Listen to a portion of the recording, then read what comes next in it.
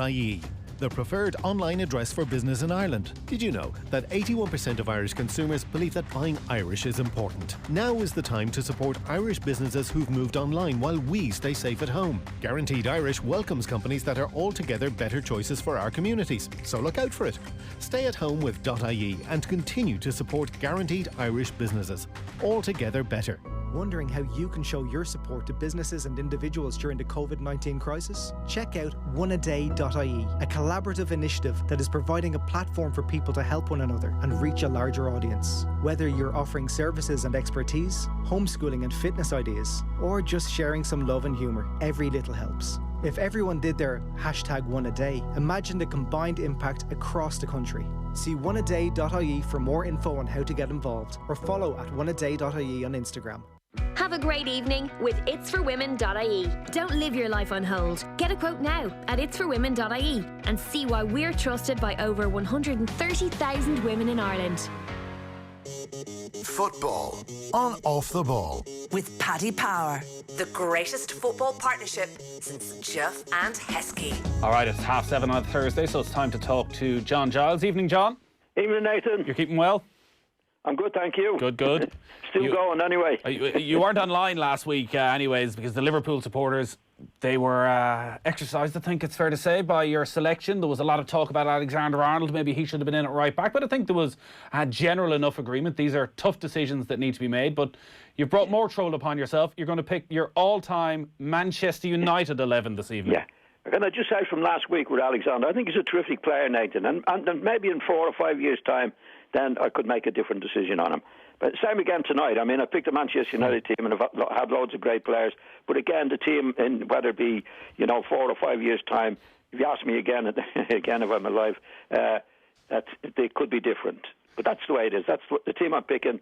Is the team that is there at the moment, or the past team that I pick at the moment. And you can only pick 11 of them. And there's been many great players for Manchester difficult. United. And this is since 1960, so the likes of Liam Whelan and Duncan Edwards weren't in the mix for this. No. I think it's only so far we go back. I'd say back to, as a rule, say 1965. Yeah. All right, let's get started. In goals. Yeah. In goal, I've gone for Peter Schmeichel. Was that a straightforward decision? Yes, I think he's been a brilliant goalkeeper. He was there when they were winning all the trophies, Nathan. I think he's been the best, and probably certainly one of the best ever. I think he was a real presence, and I mean, looking back on him, I remember saving Manchester United time after time. A goalkeeper like that was priceless for them, for anybody at any time. It's hard to think of a goalkeeper, even looking at the current goalkeepers, who was just such a totemic figure. Like, he was just built like an absolute tank. I'd imagine for any player, and he was so good at them, approaching Peter Schmeichel on a one-on-one, he'd scare the living daylights out of you. Oh, definitely. He was a big presence and plenty of confidence in himself. I think he had lots of clashes with Roy Keane, from what I can gather in those particular years. Nathan, he wouldn't. I don't think he certainly had a mind of his own, and was a great presence in the goalkeeper as a goalkeeper for them. Like David De Gea has obviously come in and very much the main man at the moment. You look at that '68 team, where I guess a lot of this will come from, that won the European Cup. Alex Stepney, would you have either of them close to Schmeichel? Well, the present goalkeeper I think is very, very good, Nathan. But I think the last 12 months. I haven't seen Schmeichel make as many mistakes in his whole career at Manchester United as the present goalkeeper. Yeah. So Peter Schmeichel in goal. De Gea, yeah. Sorry, it's Peter Schmeichel. Yeah, De Gea he's player of the year for 3 years on the bounce there, quite rightly too. He was terrific. But in the last 12 months or so, he hasn't been himself. He's made a lot of mistakes. So looking at the back four, then right back. Right back, I've gone for Dennis Irwin. You probably could have gone for Dennis Irwin at right back or left back. Yeah, well, that's how good he was. I mean, he was playing at left back, which I think right side was his best, because he was naturally right-footed. Because Neville was playing at right back, and he could do the job at left back as good as anybody else. I think Dennis was a terrific player, and obviously playing with the amount of stars that were in the team at that time, I don't think he ever got the credit that he deserved. Well, fullbacks don't. When you got the great players that Manchester United had at that particular time. But Dennis was a cool customer. I never saw him flapping or getting too excited. Got the job done. He moved to left back, as you say, Nathan, and was just as good there. Although he is right-footed. But his positional sense was very good, so he could get it onto his right foot most of the time. But he was quick, deceptively quick, in my opinion. But all the big games I saw him in, I never saw him flustered in any of the games. Got about his job quietly and efficiently all the time. Never made any fuss. Yeah, I don't think there were two similar players, but I'm thinking back to our conversation a couple of weeks ago about Paul Madeley, that you need a certain type of character within all great squads who just go about their business the right way and do their job 7, 8 out of 10 every single week. Yeah, that was Dennis. You know, you weighed him up well there, Nathan. That's the way he was. There was no fuss or bother about him. I don't think he ever sought the limelight. He just got on with the job, win the ball. That's what defenders are supposed to do: win the ball and give it to somebody in front of them, Nathan. And that's what he did. I've seen fullbacks or defenders sometimes when they get on the ball, they think, well, I have to do a bit be a bit clever on the ball like that, you know. Our defenders usually get the ball and give it to players. Like when I was at Leeds, Don Revy used to say to Norman Hunter, when you win the ball, you give it to the players that can play. Well, Norman could play, you know, but that was the principle. Get it, give it to the forwards, give it to people in front of you, and that's what Dennis did. He never looked for the limelight. Just got on with the job. I thought he was a terrific player, great temperament. Left back, I've got Tony Dunn. Two Irish players on the two full-back positions. Yeah. And a lot of people, like Tony's going back to my time, so a lot of people wouldn't remember Tony. But Tony was very similar in temperament to Dennis Irwin.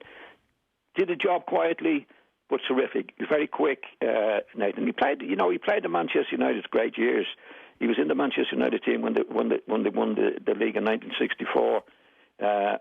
And played again in the later, final. The two times that they won at that particular time, and then in the Champions League, or what was then the European Cup, at that particular time.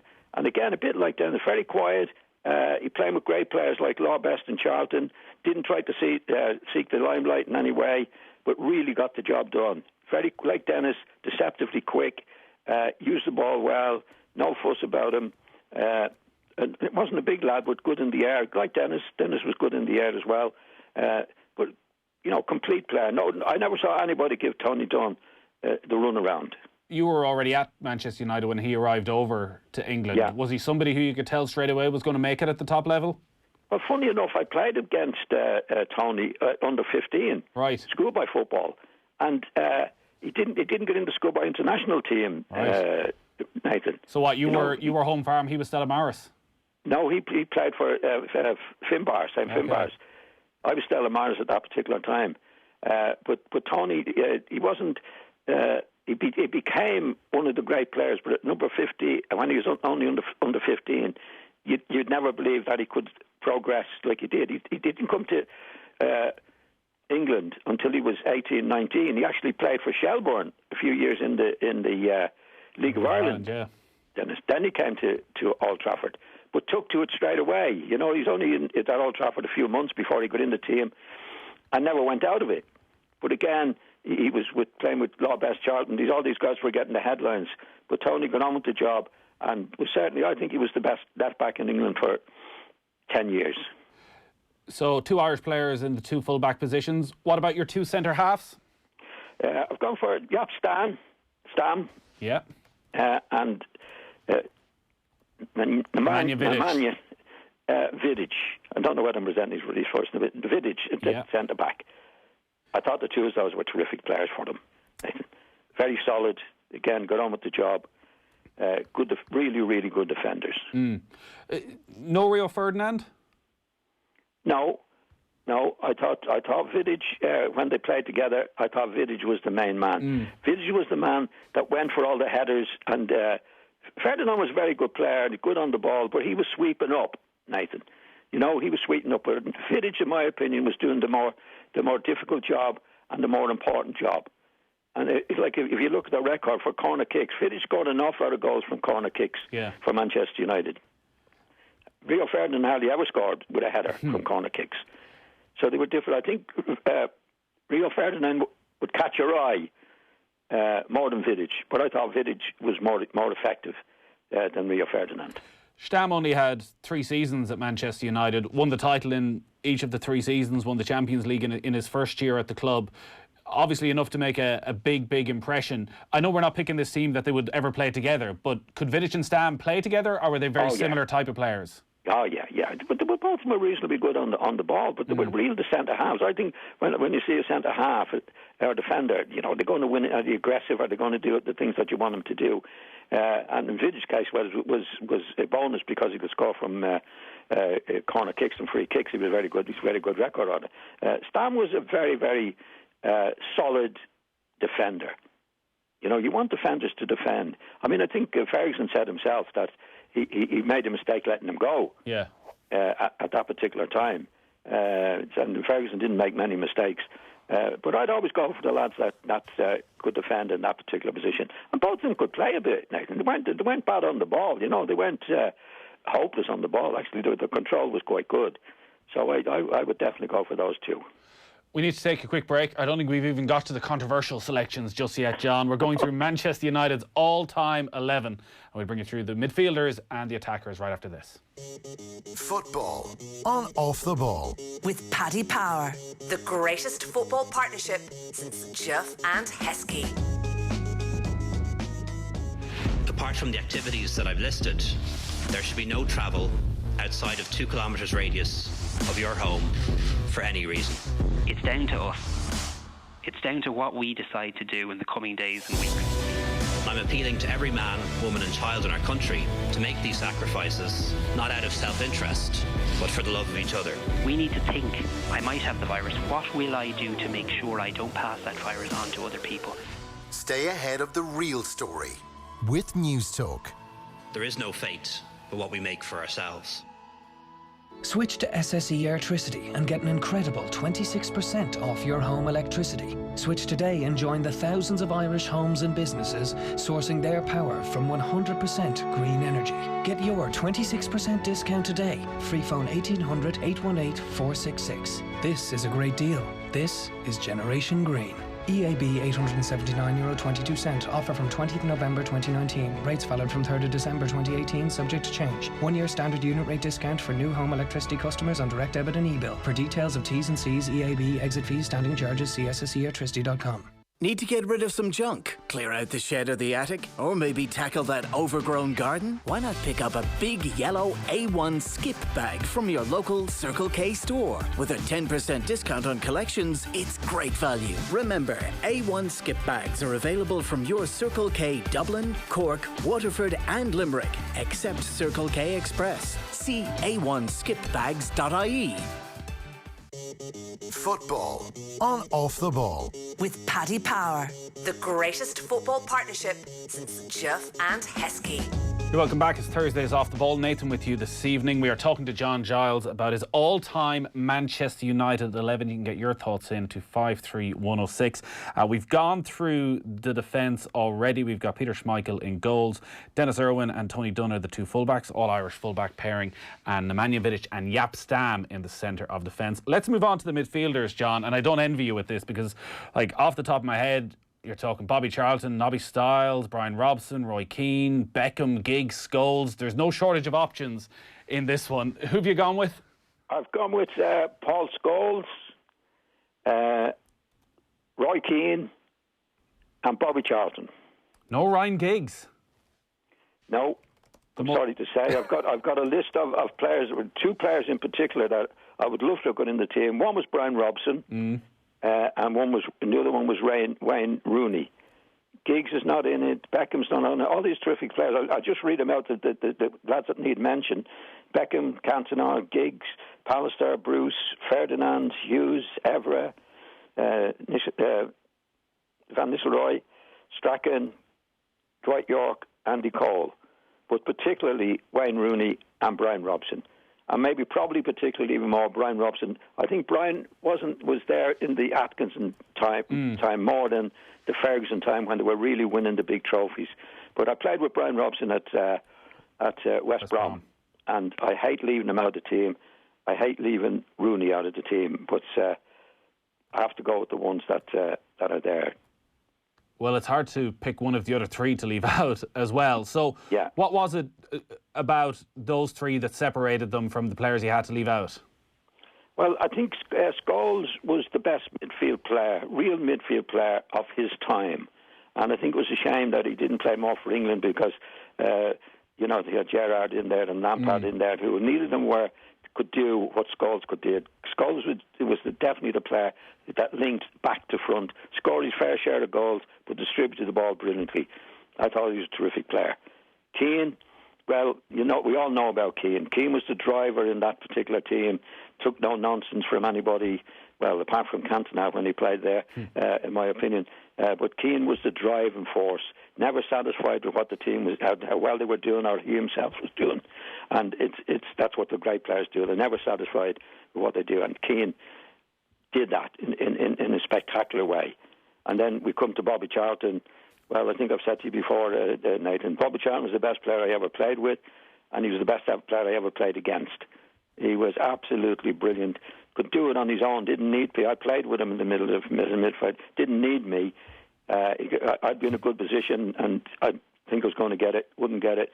And just when you're about to say, oh, for flip's sake, Bobby, he's gone past 3 or 4 players, and he's threatening the goal with either foot, Nathan, from 40 yards out. Scored 270 goals for Manchester United from midfield. Unbelievable. So I think that trio, if they were playing today, would take some beating. Yeah, I think you're probably right. Just on, and I don't know if a comparison between any players in a selection like this is fair, but if you're going between a Roy Keane and a Brian Robson, and Keane very much took over from Robson as the engine in that midfield, were they similar players, Keane and Robson? No, not really. No, Robson was the best winner of the ball I ever came across, Nathan. Could only see the ball and do it. But he scored an awful lot of goals from midfield. He was a goal scorer as well, and he's great winning the ball. Keane was a great winner of the ball, and one of his great attributes was driving himself on and driving people on. So that the great players can be are different in different ways, and their attributes are different. And those two were different, but they were both great players. But Brian scored quite a lot of goals from the middle of the field. Scholes, you touched on maybe his issues with England, and he made many international appearances. I think 66, 67 of them in the end for England. But it was in that period, as you say, with Gerrard and Lampard, where they never seemed to know what their best team was, despite them being called the Golden Generation. There was always a sense as well that maybe Scholes' skill set wasn't appreciated properly within the English game. They never played him in the right position, Nathan. Like in my opinion anyway, they always had Gerrard and Lampard as midfield players, and they used to fit Scholes in on the left side or the right side.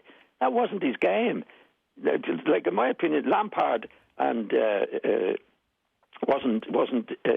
and Gerrard weren't genuine midfield players. What they used to say about they were great goal scorers from midfield, but what they used to say about them at the time, they were great at getting at the end of things, which is true. But you need to get an end. You need a beginning, and neither of them could make a beginning. Scholes used to link up from Manchester United from the back to the front. Lampard and Gerrard couldn't do that, so they used to put Scholes on either the right side of them or the left side of them. I think in those days they would have had to leave one of them out and put Scholes in where he played week in and out for Manchester United, which controlled the midfield. Gerrard couldn't control the midfield, and Lampard couldn't control the midfield. So they were good at getting at the end of things, but you have to have a beginning to get to the end of it. And they couldn't get a beginning, either of them. And Scholes I felt sorry for Scholes because he was sort of fitted in on the left-hand side or the right-hand side instead of being in the middle of the field where he was at his best. What a midfield that was for that United team under Alex Ferguson of Scholes and Keane, like two technically unbelievably gifted players, and also the way that they were both able to just drive their side forward. Two players who you wanted to get on the ball and probably who wanted to get on it all the time. Well, they complemented each other in terms of Scholes didn't win the ball as well as Keane. Keane won the ball, and Keane then didn't use the ball as well as Scholes. So it was the ideal combination. And of course, I know I didn't pick him, but Beckham was brilliant on the right side, and Giggs brilliant on the left side. It was a terrific side. But between the two of them in the middle of the field, they actually complemented each other brilliantly, Nathan. and made them such a great team. Yeah, he almost maybe just wasn't flashy enough. You'd imagine Scholes had all the tricks within him whenever he wanted to pull them out, but he played probably as simple a game as he needed to play. Well, he made it look simple, Nathan. You know, all great players make it look simple. So it goes back to positional sense. He got into great positional, the positional sense that he had got him into great positions where it looked like you'd say, well, how did he get so much room? See, time and space is everything on the football field, and he could create that. So he didn't have to be tricky. You know, when you see people in the middle field having to be tricky all the time, it means when they receive the ball, they're not in a very good position. So he didn't get into trouble to get out of trouble. He made it look simple, but did the job, and scored his fair amount of goals. Yeah, scored over 150 goals for United from. Yeah, but that's unbelievable midfield, from the middle of the field, you know, which is great. And Keane could do it. Keane could, like they say now, the holding midfield player. Keane was a holding midfield player and an attacking player all in one, with his energy and his go, and could win the ball much better than Scholes. Win it, give it to Scholes. That's where you get the combination, and they were a winning combination in a big way. So you just play Keane and Scholes in the middle of midfield and let Bobby Charlton do whatever the hell he wants. More or less.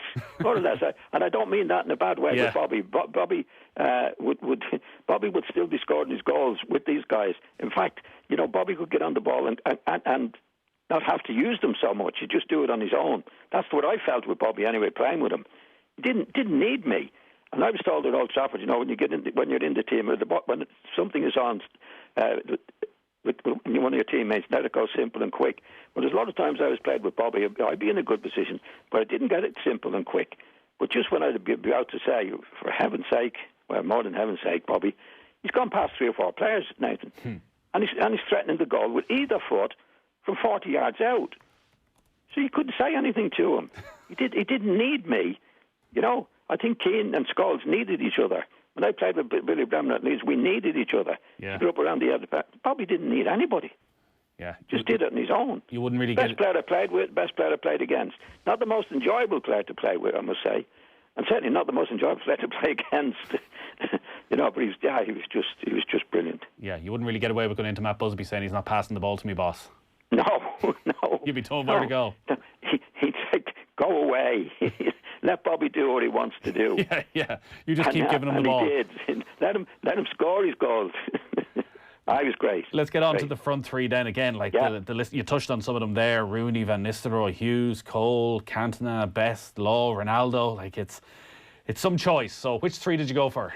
I went for Ronaldo, Dennis Law, and Georgie Best. So no Wayne Rooney, their all-time leading scorer. I know. I thought a lot of Rooney. The only thing I thought of Rooney, I thought he was marching to greatness, Nathan, when he got a knee injury. Remember he got a bad knee injury, he was out for a while. Anyway, that one stage in his career. Yeah. And I don't think he really marched on from there. He was very, very good. Very, very good. But I don't think he really marched on from there to become one of the greats. There's a longevity, I suppose, to, well, both Giggs and Wayne Rooney into what they did with Manchester United. Ronaldo was there for, 6 seasons, I think it was, and by the end he was just scoring an insane amount of goals. He was getting towards the level he got to at Real Madrid. Is it all in what Ronaldo did in a United jersey, or is part of it influenced by the way he went on and the rest of his career flourished? No, I'd say he did more than his share at United. Now, I was often critical of him when he was at Manchester United, because I always believed, Nathan, that for example, when anybody lost the ball, get it back and that. And he didn't do that. And I thought, no, this fella's not the real McCoy. But what I didn't realise about him is the only player that I ever saw or knew that could be out of the game for 15 minutes and didn't let it bother him. Do you know what I mean, Nathan? Had the patience to wait for his chance. Yeah, in other words, what he was going to do was score goals. And he did. But when I'd watch him and I'd say, look, he's not getting back, he's not doing this, he's not doing that. But he finished up scoring 2 goals. And we know what his goal-scoring record is now. But when I first saw him, I thought, no, he's too lazy, he's not in the game enough, he's not doing this, he's not doing it. But all he was interested in, and is still interested in my opinion, is scoring goals, which is the most important thing in a team. Yeah. So he was doing the most important things. But my attitude was, he's not getting back. He's not doing this and he's not doing that. But obviously, I've seen him now. He's been playing for a long time, and I can see why he doesn't do what I thought he should be doing, which is to wait and take his time and be patient and just score goals. It's hard to be in any ways critical of him, and I know he was a totally different player, Wayne Rooney, and that he helped create so much more as well. But I think Rooney, in all his time at United, there were only 2 seasons where he scored over 20 Premier League goals. Was he a little bit too unselfish almost? Well, he played deeper. You know, like that. Ronaldo stayed on the wing, one side or the other most of the time. He'd get in the penalty box all the time, and he's great. He had a great nose, as I say, for goals. Absolutely a genius when it came to that. Rooney was a better all-round player in many ways. He could come deeper, he could get on the ball, he could make goals, he score goals. You know, in my opinion, over the years, when you see Ronaldo, he very seldom makes a goal, Nathan. He's usually scoring them, and he scores loads of them, which makes him one of the great players, in my opinion, that I feel now. I didn't at the time. But in Rooney's case, I thought Rooney got a little bit complacent when he got to a certain age, having done what he did. He was always very good. I don't think he marched on to be great. Yeah. Just before we... And that's been hard on him. That's been harsh on him, you know. But that's what I felt about him. There was more in him, I think. You know, at a certain age, when he was 27, 28, I thought he really was marching on to greatness, and I didn't quite see that. But he was a terrific player, and a terrific player for Manchester United. We are very tight in time, so I just want a very quick word in your other 2 selections. Denis Law, who I think we spoke about recently, and funny enough, we had a text in earlier wondering if you rated George Best. Clearly, you did. Oh, Best was a genius. Best was a genius. I think he's the most gifted lad I've ever seen, Nathan. And that includes Messi and that. Wow. And top gift. George Best was the only player I could see be running down, dribbling with the ball, and cut inside with his right foot, and then go out and cut back inside with his left foot. He used to turn. That's how he used to turn the defenders inside out. I know Best was a genius, and he was probably the most gifted player I've ever seen. I mean, unfortunately, he lost his way, George. He had no protection. I feel sorry for him in that way. But absolute genius playing. Oh, no, I had an awful lot of time for Georgie Best. I just wish he could have maintained it longer than he did. But at his best, at his peak, he was unbelievable. Was he the type of player that when you were going up against him, and particularly, say, when you were with Leeds and he was at Manchester United and both teams were sort of at their peak, that you thought, if he's on it today, there's literally nothing we can do to stop him? Yeah, but funny enough, Nathan, he very seldom played well against Leeds. We had a lad called Paul Reaney playing at right back, who was very quick, very aggressive, and most of the time he kept Georgie down. That was just us. But then, like we were a top team as well. But Georgie, in my time playing against me, didn't turn it on an awful lot against Leeds. But that was just as it was. But he turned it on. He turned it on against everybody else. Yeah. And he did. He played well against us at times, but not in the magical way that he could. All right, John, we're out of time. Your all-time Manchester. Go on. Yeah, mention Denis Law. A quick one. The most dynamic player I ever played with or against. Absolutely, one of the greats, and he'd be sensational today, Nathan. All right, so Denis Law is in that team with Schmeichel, back four of Irwin, Vidic, Stam and Dunn. In midfield, it's Keane, Charlton and Scholes, and a front three of Ronaldo, Law and Best. And not a bad substitutes bench behind them either at Manchester United. John, great stuff as always. We'll talk to you next Thursday. Yeah, thanks, Nathan. If you missed out on any of that, and I'm sure there'll be plenty of debate around it, it'll all be up on offtheball.com very soon. We'll take a quick break. Join the conversation on Facebook and Twitter. Coming soon, a love story on the open road. Kate's driving her friends to Dublin for the weekend, but her crush Johnny only has eyes for Emma. Hey Johnny, why don't you sit up front with me and remind me to pay my M50 toll? No need, Kate. I've got the M50 Quick Pay app. Ah. Thanks.